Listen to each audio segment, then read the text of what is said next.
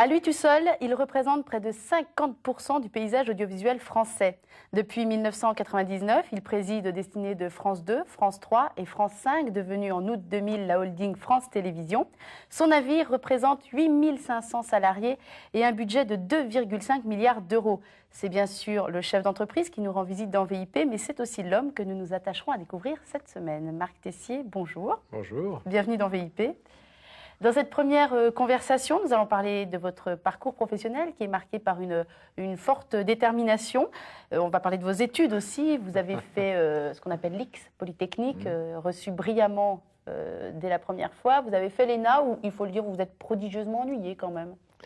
Enfin non, prodigieusement ennuyé, non, parce qu'on a quand même un environnement. D'abord, on commence par un stage, pardonnez-moi. Un stage en préfecture que j'ai fait à la préfecture de Vesoul, en Haute-Saône. Ça, c'est une expérience inoubliable et je ne me suis jamais ennuyé. C'était parfois un peu difficile, on se sentait un peu loin de tout, mais j'en garde un souvenir qui reste profondément gravé pour moi. C'est une plongée dans la France de province qui, pour un Parisien, était, je crois, vraiment indispensable. Et puis ensuite, quand même, on a la chance d'être en bonne compagnie quand même pendant 1 an et demi. Je ne dis pas qu'on apprend des choses extraordinaires, mais au moins, on est dans un environnement porteur. Voilà, et surtout, vous en avez gardé de grandes amitiés. C'est surtout ça que vous avez ramené de l'ENA, finalement. Oui, bien sûr, bien sûr. C'est un endroit où les personnalités se rencontrent et on est en fait déjà complètement engagé dans la vie active. Hein. On a 24, 25 ans, donc c'est un moment où ce sont les amitiés de la maturité. Votre carrière va véritablement commencer en 1971 comme inspecteur des finances. Vous allez d'ailleurs rester plusieurs années en finance, même si à la base, ce n'était pas exactement ce que vous vouliez faire. Mais je crois que le gros tournant de votre carrière, c'est vraiment 1982, avec un nom qui est emblématique pour vous, qui est celui d'André Rousselet. Je vais peut-être vous laisser le raconter d'ailleurs. J'ai rencontré André Rousselet par André. hasard. Par hasard. Il allait être nommé directeur, enfin président de ce qui était à l'époque l'agence Havas, premier groupe publicitaire français de l'époque, qui était public, qui était contrôlé par l'État. C'est une bizarrerie de l'époque. Et il cherchait un directeur financier. Et par des amis interposés, il a appris que j'étais à la recherche d'un emploi.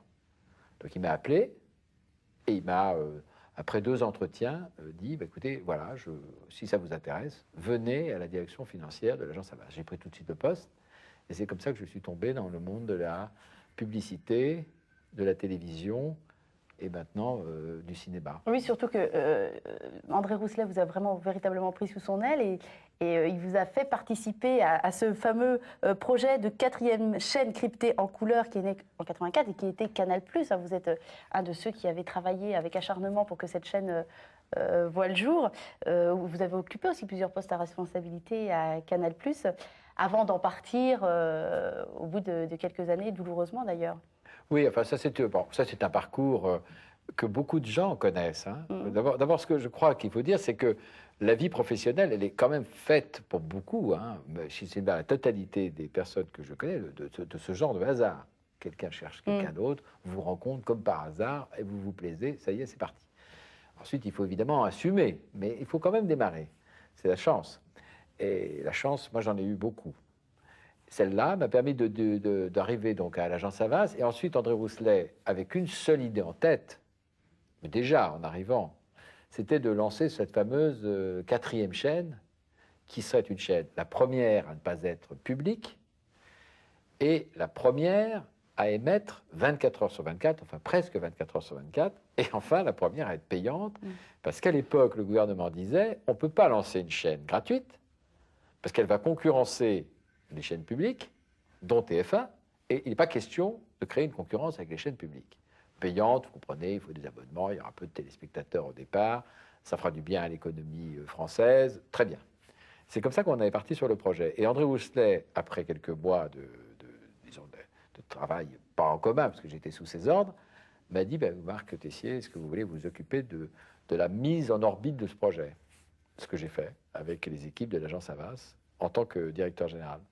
Et puis il y a eu le lancement, avec toutes les histoires du lancement, et Pierre Lescure, qui était l'homme qui tenait les rênes du programme, l'essentiel. Et à 3, on a lancé cette belle aventure. Alors, Canal+, ensuite vous êtes entré pour quelque temps au CNC, Centre National de la Cinématographie. je suis obligée d'aller vite parce que le temps passe. Votre arrivée à France Télévisions, moi, je voudrais savoir, quand on voit toute cette carrière, quel a été votre moteur? Vous vouliez quoi? Vous vouliez être patron? C'était quoi votre Ah oui, envie? oui, bien sûr. Non, non, c'est clairement. Non, Clairement. je ne m'en Et cache pourquoi pas. alors être patron? Ah non, c'est qui m'était. Non, j'avais l'envie d'être à la tête, si c'était possible, d'une équipe, et puis avec l'ambition qui vient avec le temps d'une société, d'un groupe, pourquoi pas, et avec l'idée d'impulser le mouvement de ce groupe. C'était quelque chose que j'avais envie de faire. Bon, je ne dis pas que j'étais tombé dans la marmite étant petit de vouloir pousser comme ça, mais c'était mon idée. J'avais envie de ça. Beaucoup de jeunes qui ont à 20 ans ont envie de ça et se fixent ce parcours. Bon, est-ce que ça tenait à ma famille ou autre, j'en sais rien, mais en tout cas, c'était vraiment quelque chose que j'avais en tête dès que je suis rentré à Polytechnique et ensuite à l'ENA. Et ce parcours qui est relativement atypique, mais qui est très riche en même temps, et maintenant donc président de France Télévisions, vous pourriez tout abandonner du jour au lendemain? Et si oui, pour quelle raison ou pour quelle cause ou... Ah non, il y a deux questions qui Alors, sont dites-moi. différentes. Décider d'abandonner ou se trouver dans la situation... Non, décidez de vous-même. Qu'est-ce qui pourrait faire que vous lâchiez tout du jour au Oh lendemain? non, Rien. Je n'ai pas très envie, non. Non. C'est pas une idée qui me caresse l'esprit, non. Si je peux continuer à exercer des fonctions de cette nature à France Télévisions ou ailleurs, c'est quand même ça que j'ai envie de faire. Pourquoi voulez-vous que j'y renonce? Je sais pas, pour une envie de passer à autre chose. Non, Oui, non, mais pas vous du savez, tout. on est rattrapé par son propre personnalité. Il y avait un dessin de Saint-Pé formidable où on voyait quelqu'un qui disait j'ai une crise cardiaque, il faut que j'arrête de travailler. Il arrête de travailler. Puis les dessins suivants, on voit la personne qui élève un poulet. Puis ensuite, il y a 2 poulets. Puis après, 6 mois plus tard, il a une usine de poulets. Je ne dis pas que je suis de ce genre-là, parce que je ne suis pas aussi créateur d'entreprise que ça. Enfin, vous savez, on ne se refait pas. Merci beaucoup, Marc Tessier.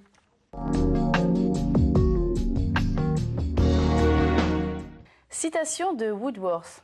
L'enfant est le père de l'homme. Avant de devenir l'homme que nous connaissons, président de France Télévisions, il a été l'enfant que nous allons découvrir. Deuxième fils d'une famille de 7 enfants, une famille bourgeoise, catholique, parisienne de l'immédiate après-guerre. Marc Tessier, vous trouvez bien résumé là, votre contexte familial? Oui, c'est le mot bourgeois qui est un peu ambigu. Mon père est d'une famille qui n'est pas d'origine bourgeoise. Voilà. Ma mère, oui. Mon père est d'origine plus populaire. Mon arrière-grand-père travaillait comme ouvrier et contremaître. Et vous ne contestez pas le parisien, parce que vous êtes parisien, mais avec des origines quand même plus ancrées à l'ouest du pays? Non, je ne conteste absolument pas le mot parisien. Je me le suis trop souvent reproché pour le contester. Reprochez pourquoi? Parce que je pense que ce qui est purement local est toujours provincial, au sens, disons, d'un monde dans lequel, au fond, je préférerais être mondial que parisien. Voilà. Votre papa, parlons-en. Lui, il était ingénieur, issu des arts et métiers. Votre maman... Non, polytechnicien. Et polytechnicien aussi. Ah, ça, c'est important. C'est pour ça que j'ai fait Polytechnique. C'est parce que le modèle de mon père a été très important pour moi. Presque trop, non? Oh, bah, on ne vous a pas laissé beaucoup de choix quand même dans vos études. Vous étiez un peu orienté vers ça. Oui, c'était un père attentif qui suivait nos études de près. Donc c'est vrai que à ses aînés en tout cas, il n'a pas laissé beaucoup de choix, sans d'ailleurs vouloir nous imposer quoi que ce soit. Alors que mes jeunes frères sont tous partis dans des directions aussi diverses que la médecine, la musique, les études commerciales. Mes sœurs, il y en a une qui est professeure dans le domaine des lettres, l'autre était informaticienne. Vous voyez, mais les aînés, nous étions un peu programmés, oui. Avec un regret par rapport à ça? Pas du tout. Non. Pas du tout. À votre sujet, on lit bon élève latin, grec, scout, comme si c'était une formule consacrée. Bon élève, oui, puis polyvalent. Oui, non, quand on est matheux, c'est-à-dire quand on est polytechnicien, on aime bien dire j'étais aussi bon en latin grec, vous voyez ce que je veux dire. Donc ça s'appelait A' de notre temps. Ça, on faisait A', c'était, paraît-il, l'élite. On faisait maths, latin, grec. Je n'étais pas un très très bon élève en français, comme on dit, ou en philosophie. J'ai même fait la dictée de pivot encore le dimanche dernier. Je trouve que j'ai fait pas mal de fautes d'orthographe élémentaires. Donc je crois que j'étais un bon élève en tout et meilleur en maths. Voilà. Et scout, le scoutisme, c'est quelque chose qui vous a beaucoup plu, hein, pour Ah oui. le côté groupe, notamment. Ah oui, non, le scoutisme, c'était même un choix personnel. Parce que mon frère aîné, qui s'appelle Luc, je m'appelle Marc, donc c'est forcément très proche, Luc et Marc, vous voyez, les évangélistes. Mon frère Luc, ça n'avait pas marché. Donc j'en avais une image épouvantable. Puisque je voyais mon frère qui avait commencé, puis qui en était parti.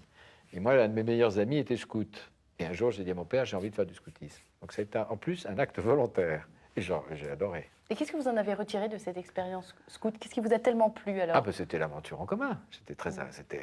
Moi, le côté jeu du scoutisme, enfin, c'était quelque chose d'extraordinaire. Moi, je trouve, hein, quand je sais qu'aujourd'hui, pour le scoutisme, il y a des problèmes, vous savez, de normes de sécurité, de partir seul dans la nature. Quand on a 12 ou 13 ans, on dit c'est très dangereux si jamais l'enfant se perd. On a raison d'ailleurs. Enfin, c'est des expériences, quand on les a vécues, avec les risques que ça comporte, qui vous marquent quand vous avez 12, 13 ou 14 ans. Moi, j'ai adoré ça.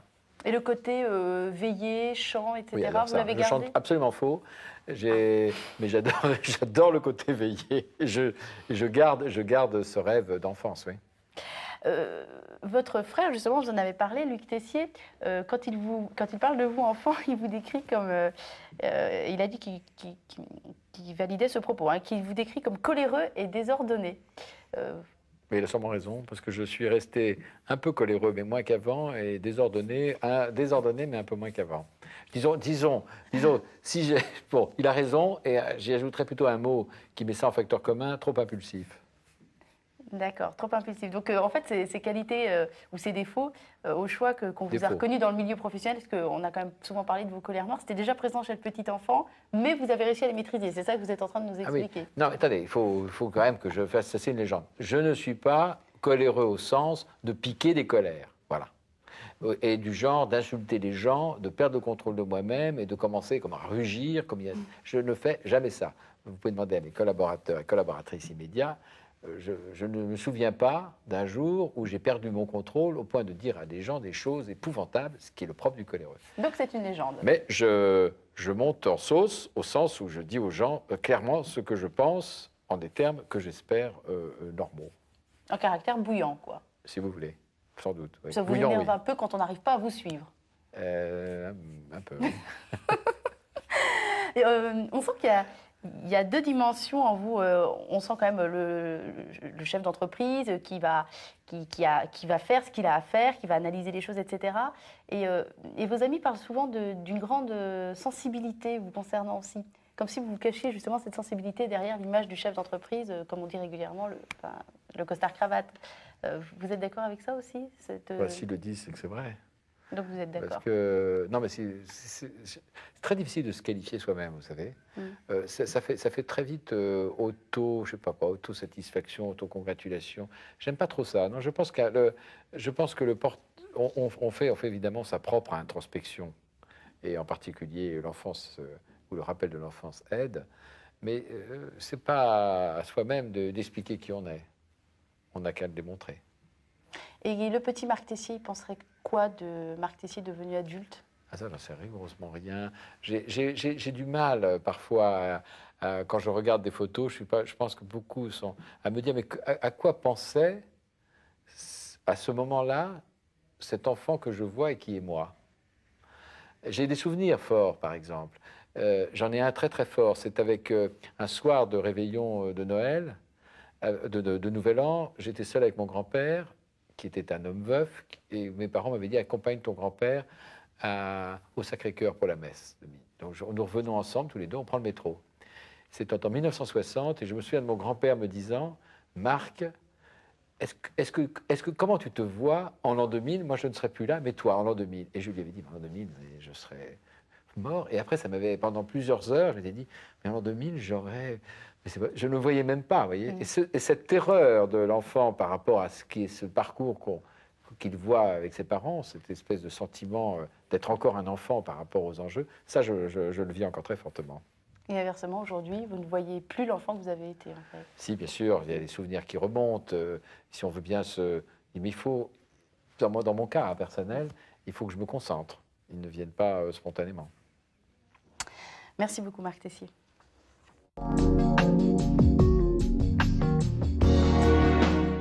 Élevé dans une famille catholique, féru de scoutisme, la religion a fait partie de lui pendant les 20 premières années de sa vie, puis la rupture à l'âge de 20 ans où il renonce à la foi imposée et adopte un agnosticisme complet. Marc Tessier, c'est ce qu'on lit sur vous, ça. Vous avez adopté un agnosticisme, c'est pas facile à dire ça. Agnosticisme complet.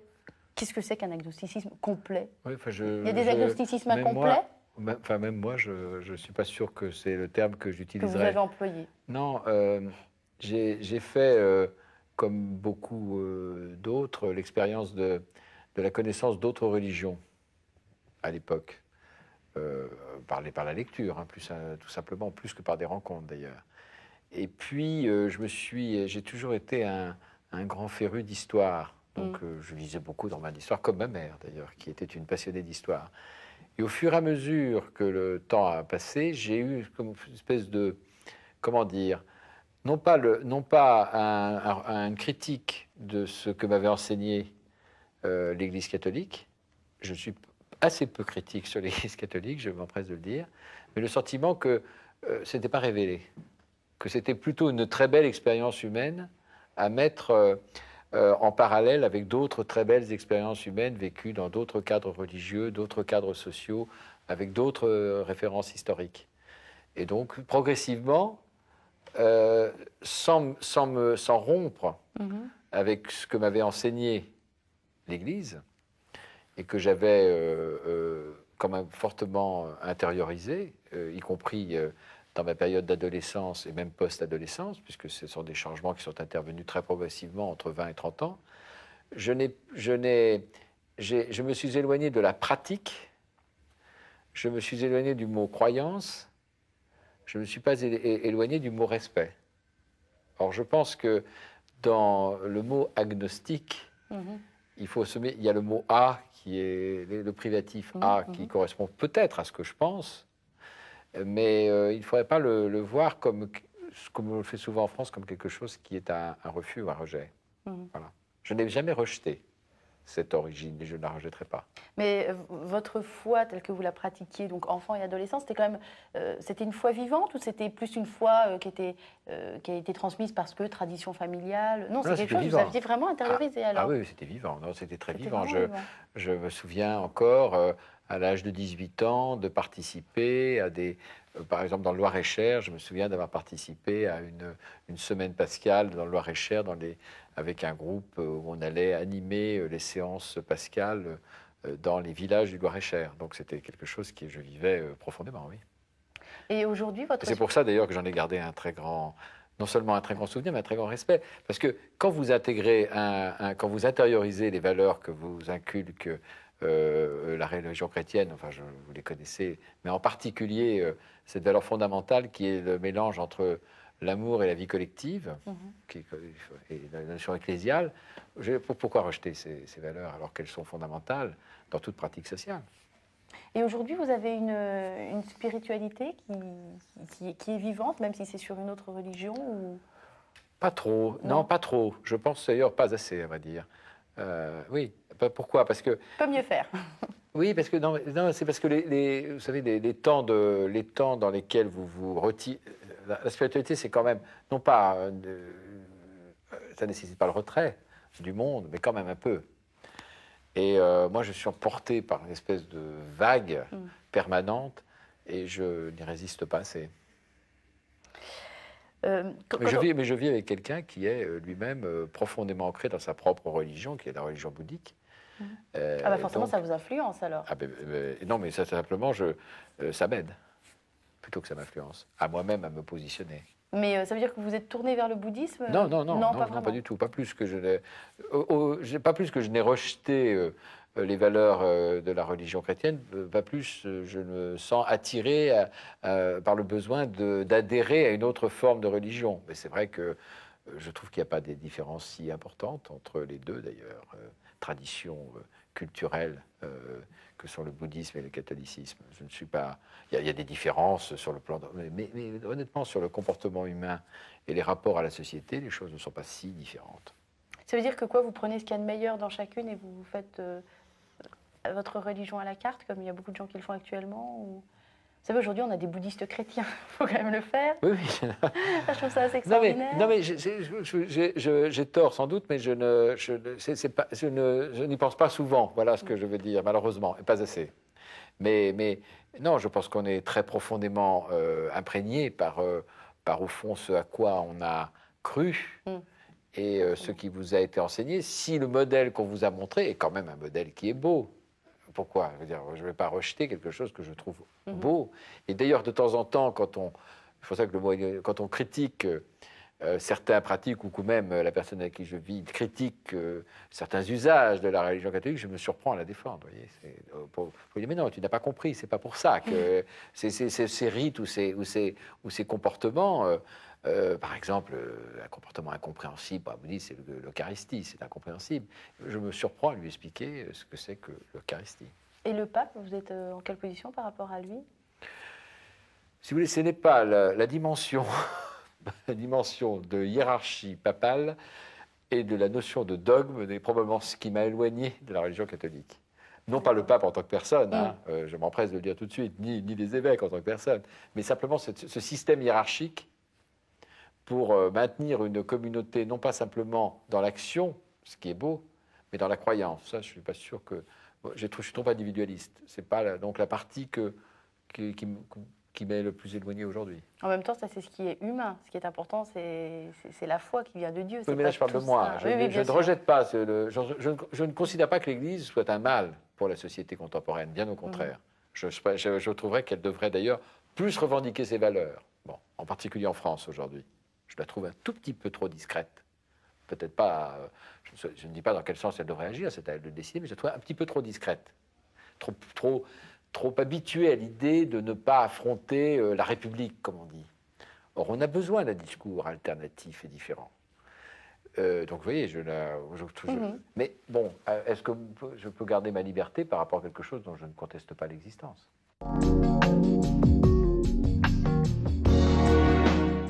Un humanisme bien ordonné ne commence pas par soi-même, mais place le monde avant la vie avant l'homme, le respect des autres êtres avant l'amour-propre. Claude Lévi-Strauss.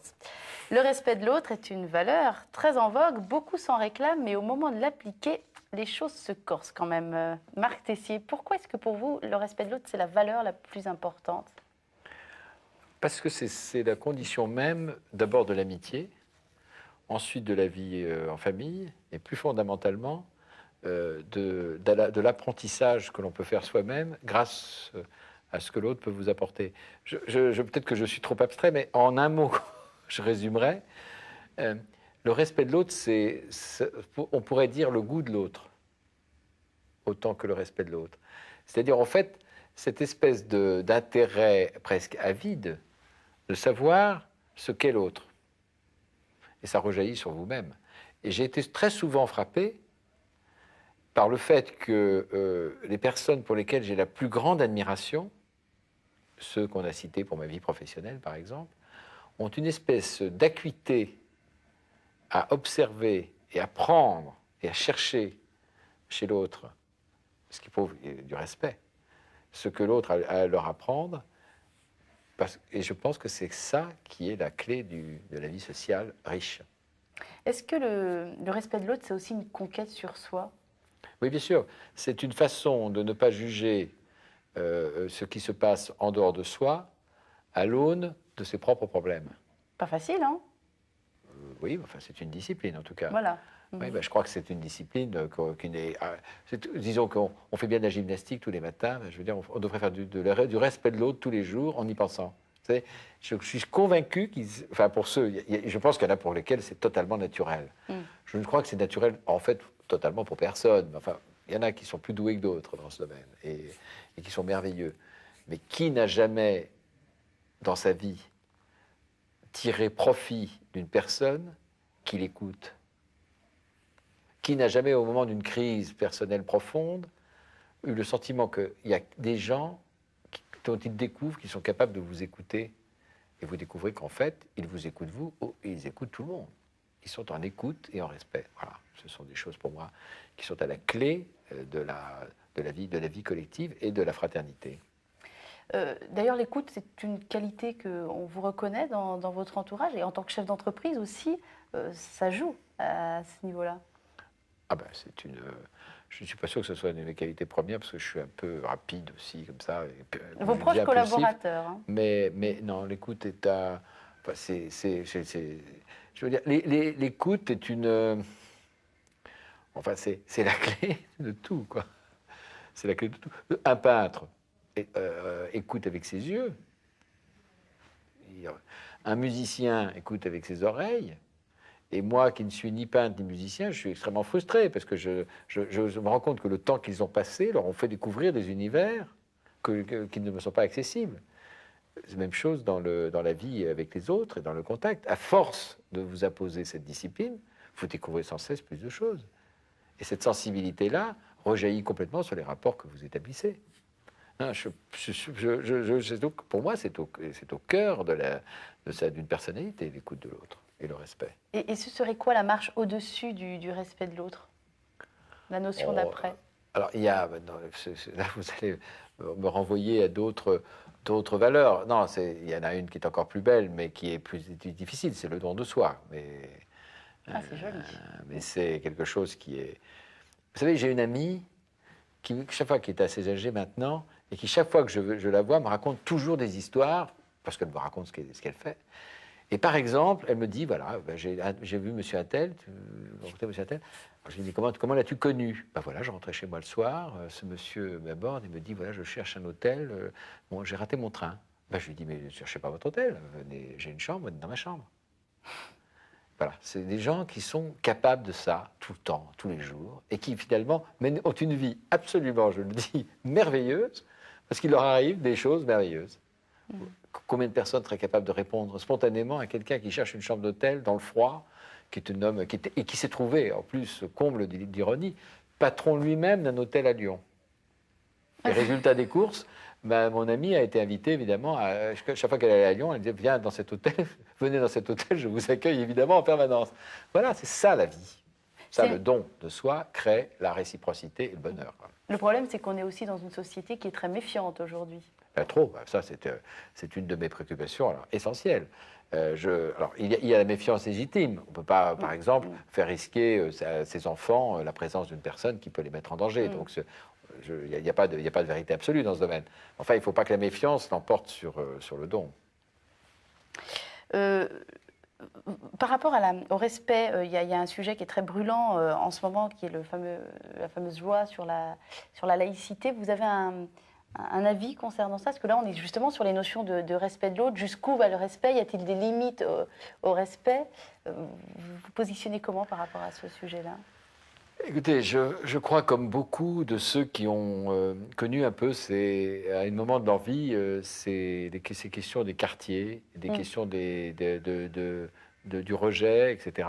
On sait que la vraie solution du problème n'est pas dans l'interdiction. On le sait, même si parfois elle est nécessaire. On sait bien qu'il faut pouvoir faire en sorte que puisqu'on parle du voile, que des filles qui se voilent aient envie de ne pas se voiler. Voilà. Donc il faut qu'elles aient de bonnes raisons. Plutôt se battre pour ne pas porter le voile. Sinon, elles le porteront, puisqu'elles seront soumises à une pression collective de leur père, de leur environnement, des jeunes des banlieues, de porter ce voile. Et ensuite, la République n'a pas forcément tort de l'interdire. Là-dessus, je ne porte pas de jugement, je ne sais pas, vraiment. Mais en tout cas, une chose est certaine, c'est que ça ne suffira pas. L'interdiction ne suffira pas à enrayer ce phénomène.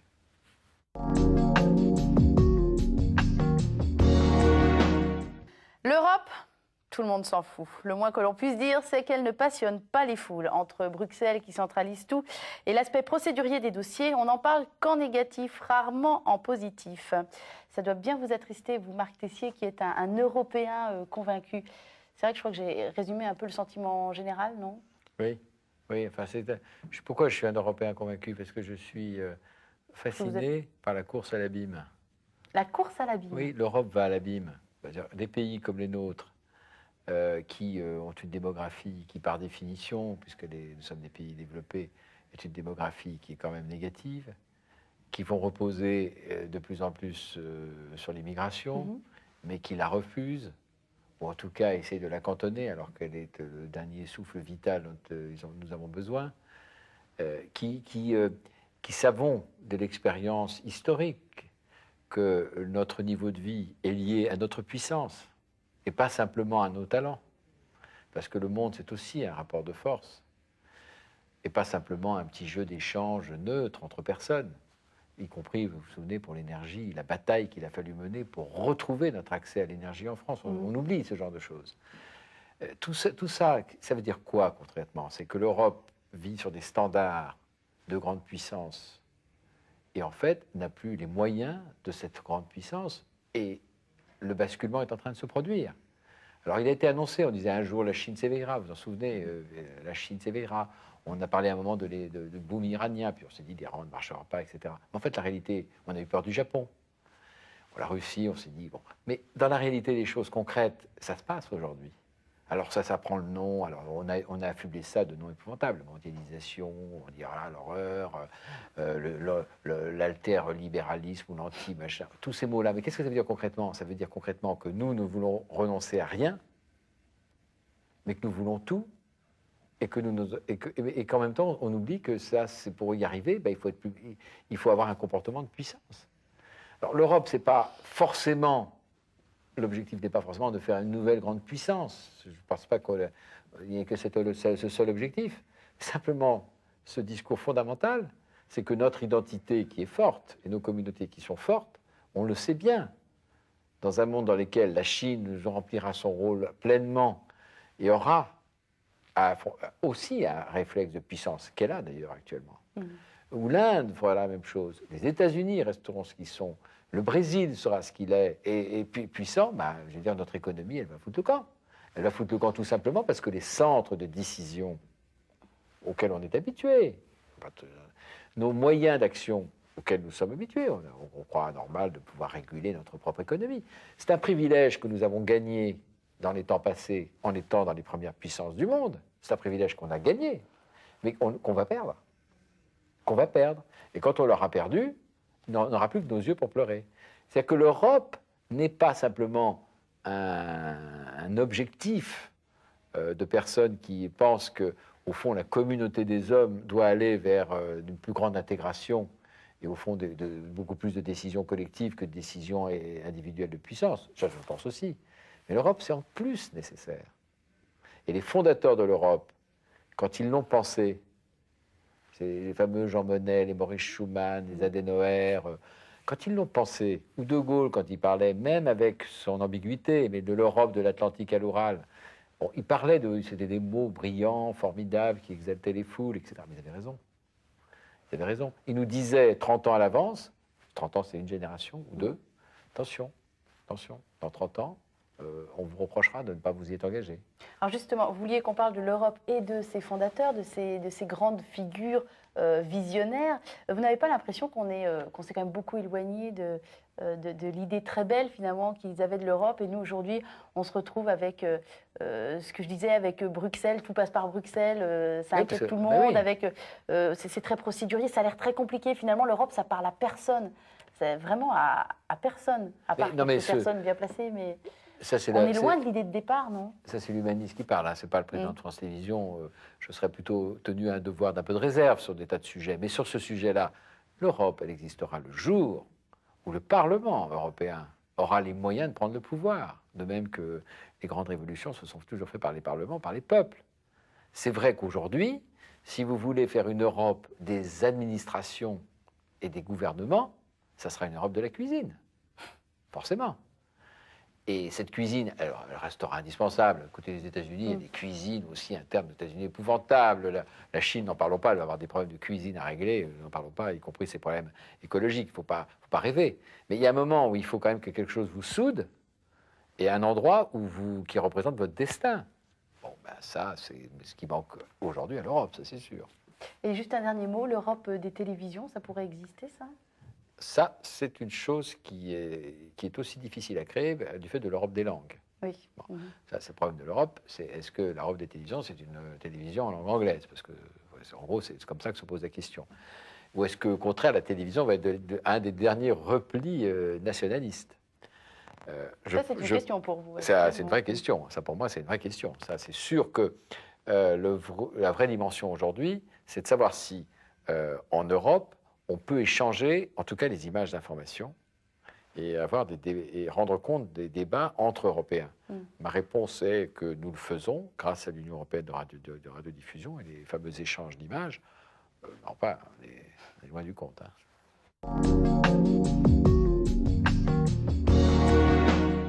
Lorsque l'on évolue dans les hautes sphères du pouvoir, que l'on subit au quotidien les tensions et les pressions liées à un poste à haute responsabilité, on a besoin parfois de prendre du recul, de retrouver une certaine intériorité. Pour cela, on peut aller se ressourcer, soit dans une maison de campagne, dans un monastère, mais lui, il a fait le choix du désert. Marc Tessier, le désert, les déserts, vous les connaissez bien, vous êtes un marcheur de désert, vous en avez fait plusieurs. Oui, enfin bien, c'est peut-être un bien grand mot. Vous me mettez au milieu d'un désert et je meurs de soif très rapidement. Faut pas, non, j'ai besoin de guide, c'est ça que je veux dire. Non, j'ai une fascination pour le désert qui remonte à un contact qui est très fort pour moi, qui était la partie nord du désert du Sahara, c'est-à-dire ce qu'on appelle le pays Mzab, la fameuse Pentapole dans lesquelles il y a Gardaïa, la ville d'El Atef, etc. Et j'y arrivais à l'âge de 17 ans et je me suis retrouvé au bord de cette ville, dans le désert, regardant la ville. Et c'est un souvenir qui m'a profondément gravé. D'ailleurs, on le retrouve dans Camus, dans L'Exil et le Royaume, où il a une description des villes du désert qui m'a pris complètement. Parce que le désert, c'est aussi un lieu d'habitation, bien sûr, c'est pas simplement le vide. Le désert est habité, il faut se mettre ça bien dans la tête. Et c'est un lieu formidable de ressourcement. Je parlais justement du désert en opposition au monde de l'apparat du pouvoir dans lequel vous évoluez à Paris et dû à votre fonction de président de France Télévisions. C'est vraiment ça que vous allez chercher, vous, dans le désert? C'est la coupure nette avec ce monde-là? Enfin, si je vous disais coupure, je dirais c'est le désert pour se ressourcer soi-même, au sens on est un peu stressé, on va se déstresser en marchant dans le désert. En réalité, on peut se déstresser en marchant en montagne, en faisant des courses. J'en fais aussi d'ailleurs, en faisant du ski de randonnée, etc. Non, le désert, c'est autre chose. Le désert, c'est un lieu dans lequel vous êtes au contact du ciel. Vous êtes en permanence avec au-dessus de vous un ciel, surtout la nuit, mais même le jour, qui est omniprésent et qui n'est interrompu par rien. Alors que quand vous êtes dans ces milieux habités ou dans la campagne, vous avez des arbres, vous avez toute une série d'objets qui distraient votre vue, alors que dans le désert, vous êtes en contact avec le ciel, donc en fait avec l'immensité. Et je comprends là que les grandes religions monothéistes soient nées de personnalités, d'ermites ou autres, qui étaient en contact avec ce désert. Qu'est-ce que ça provoque en vous quand vous êtes assis sur une dune, voilà, à regarder un coucher du soleil, par exemple, dans le désert? Pour moi, personnellement. En termes d'émotion? La réflexion. C'est-à-dire tout ce que j'ai appris sur, par exemple, la lecture, puisque nous sommes dans une chaîne KTO, la lecture de la Bible, le parcours de Moïse, tout me revient à l'esprit et j'y repense. Parce que je suis dans l'environnement dans lequel une forme extraordinaire de pensée s'est développée. Il y a une très jolie citation qui dit que l'homme qui du désert connaît le secret ne peut vieillir, la mort viendra, tournera autour de la dune, puis repartira. Vous avez cette sensation qu'il y a un secret du désert? C'est joli, hein? Oui, bien sûr, bien sûr. Non, mais on a l'impression d'un monde dont on n'est qu'une partie et dont on ne va pas disparaître, puisqu'on va simplement le réintégrer. Je ne suis pas un adepte de la résurrection permanente des âmes ou autre métempsychose, mais fondamentalement, je pense que cette dimension-là m'impressionne. Par rapport Et puis j'aime les couleurs du désert, il faut le dire. Que vous définiriez disons comment? Les choses très clairement. Les couleurs du désert sont des couleurs du ciel qui se reflètent sur la terre. C'est quelque chose que... Je comprends les marins qui aiment la mer. J'aime. Je pense que l'impression doit être à peu près analogue. Pour moi, le désert, c'est ma mer pour les marins. C'est l'immensité et Oui, alliée et à puis une certaine éternité. c'est le fait que les couleurs du ciel et de la terre s'interpénètrent complètement. On a l'impression que ces endroits-là, les déserts, ce sont des endroits où la beauté est tellement absolue que le mensonge y est impossible et que l'homme est là forcément en vérité. N'oubliez jamais mon expérience à Gardaïa, donc j'étais au bord, Oui. et j'entendais, dans cette ville que je voyais en face de moi, j'entendais le bruit d'une cuillère dans une assiette dans une maison. Rien dans le désert n'interrompt le son. Alors que quand vous êtes là, nous sommes aujourd'hui, on n'a plus cette virginité des sons. Le désert, il n'y a rien n'interrompt le son. Quand vous dormez dans le désert, vous entendez le bruit de votre chameau qui broute, vous croyez qu'il est à côté de vous, il est à 1 kilomètre. C'est ça le désert. Bon, c'est irremplaçable. Je vous ai demandé, Marc Tessier, d'apporter un objet. Vous avez apporté un petit objet qui est bien en lien avec cette conversation. C'est un objet qui vient d'Afrique. D'abord, qui est très joli en lui-même. Et on va le trouver encore plus joli, je crois, quand vous nous aurez raconté l'histoire. Alors, bon, expliquons, il représente donc un couple qui s'enlace. Voilà, c'est un couple qui s'enlace. C'est une statuette complexe du pays d'Ogon qui a été coulée à ce qu'on appelle dans les procédés de la cire fondue et qui m'a été donnée par un vieux père blanc qui était retraité. Pas n'importe lequel. Et qui m'a dit, voilà... Quelqu'un de votre famille? Non, non, non, non. Ah non. Non, je l'ai rencontré à la suite d'une discussion que j'avais eue à une vente de charité des Pères Blancs, puisqu'un de mes oncles, les Pères Blancs, enfin le frère aîné de ma mère. Et donc, il m'a dit, mais voilà, cet objet qu'il a sorti avec d'autres de sa mallette sous son lit. Et il m'a dit, voilà, c'est des objets qui m'ont été remis en 1930 par le chef d'un village d'Ogon à la suite de je ne sais quelle cérémonie ou soin qu'il avait dû apporter. Enfin, bref, je ne me souviens plus très exactement de l'histoire. Mais donc, ce sont des personnages authentiques. Et ce qui est tout à fait extraordinaire, c'est d'abord la beauté de ces deux personnages enlacés, si on peut les voir à l'antenne. On les a très bien vus, oui. On les revoit encore. Le sentiment très, très fort d'amour qui s'en dégage et de forte intimité. L'équilibre, si on veut bien, si on aime la sculpture, et puis se dire qu'au fond, cette civilisation africaine, au fond, est très proche de nous. Ces objets-là traduisent la permanence des mêmes sentiments. Vous voyez par exemple ces bras qui s'enlacent dans une forme extraordinaire. Voilà, c'est un objet pour moi essentiel. Son histoire, comment il m'est parvenu, sa forme. Il résume tout. Et il est où?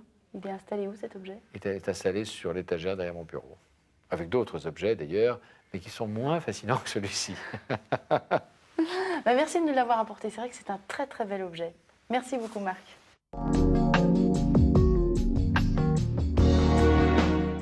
Il a une passion pour la littérature, sa bibliothèque est celle d'un insomniaque. Il s'intéresse aussi au plus haut point à l'opéra, mais c'est de théâtre qu'il a décidé de nous parler avec une prédilection pour des grands noms de la mise en scène tels que Tadeusz Kantor, George Strehler ou encore Peter Brook.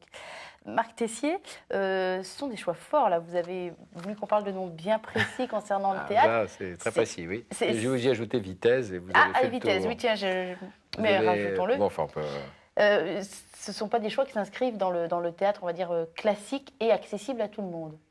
Enfin, c'est quand même des grands maîtres du théâtre public. Hein. Oui, mais qui ont renouvelé un genre, quand même.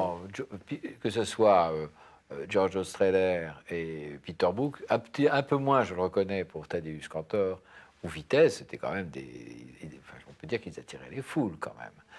Ce sont des maîtres qui ont réalisé au cours de leur parcours sur le théâtre, je pense, deux choses qui sont très complexes à réunir.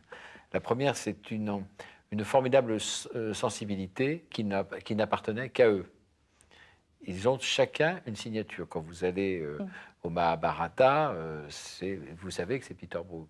Quand vous regardez la classe morte de Tadeusz Kantor, il n'y a pas de doute possible, c'est Tadeusz Kantor. Qui est la pièce qu'il a fait connaître en France. C'est la grande pièce qui, avant toutes celles, ensuite on allait au culte, quand on allait voir une pièce de Tadeusz Kantor.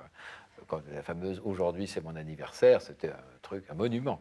En plus, cette façon qu'il avait de s'asseoir le dos au public en regardant sa propre pièce, c'est le signer le Tadeusz Kantor. Et puis, Strehler, chacun sait que Strehler a été connu par Harlequin, valet de 2 mètres, et ensuite la Cerisay. Strehler ne se décrit pas. Quant à Vitesse, pour moi, c'est une expérience très différente, mais qui a été cette grande expérience qu'on a oubliée. Vitesse a fait à l'Odéon une série qui s'appelait Les Molières de Vitesse. Et avec des élèves du théâtre, c'est très ancien, hein, avec les élèves de théâtre, une seule chaise en général, on jouait toutes les pièces de Molière les unes après les autres. Et on allait, selon les semaines, voir une pièce différente, montée par Vitesse, avec les élèves du conservatoire. Et encore une fois, une chaise ou 2 chaises, je ne me souviens plus très bien. Et c'était pour montrer ce que peut être la virtuosité d'une mise en scène. Voilà. Alors cette donc, première partie, c'était cette sensibilité, cette signature. Et la deuxième, Voilà. vous les passez à la télévision, ils ne perdent rien.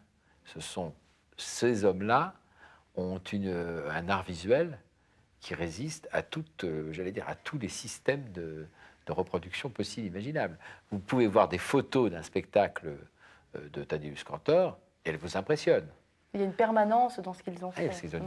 Ils ont joué sur le visuel d'une manière peu fréquente, voilà, je crois.